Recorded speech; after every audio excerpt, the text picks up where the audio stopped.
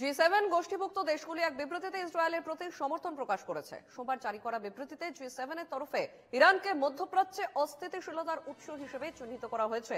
পাশাপাশি দেশগুলি সংকট সমাধানে আহ্বান জানিয়েছে এবং ট্রাম্প শীর্ষ সম্মেলন থেকে ওয়াশিংটন ফিরে যাওয়ার আগেই এই বিবৃতি প্রকাশ করা হয়।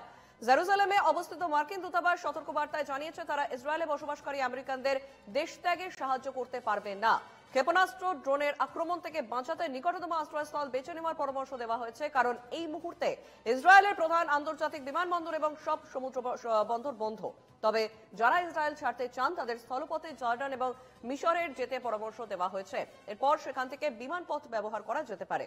ইরান দাবি করছে তারা নাতানজ পারমাণবিক কেন্দ্রের কাছে একটি ইসরায়েলি ড্রোনকে ভূপাতিত করেছে এবং অন্যদিকে সোমবার গভীর রাতে মার্কিন পারমাণবিক স্নিফার বিমান WC-135R নেব্রাস্কার এবং মাহার আফুড বিমান ঘাঁটি থেকে রওনা দিয়েছে। এই বিমান সহজেই বায়ুবাহিত তেজস্ক্রিয় করা এবং রিয়েল টাইম পারমাণবিক বিস্ফোরণের লক্ষণ শনাক্ত করতে সম্ভব।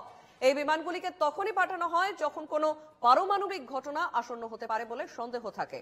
এ ব্যাপারে অবশ্য পেন্টাগন এখনো কোনো রকমের আনুষ্ঠানিক বিবৃতি জারি করেনি।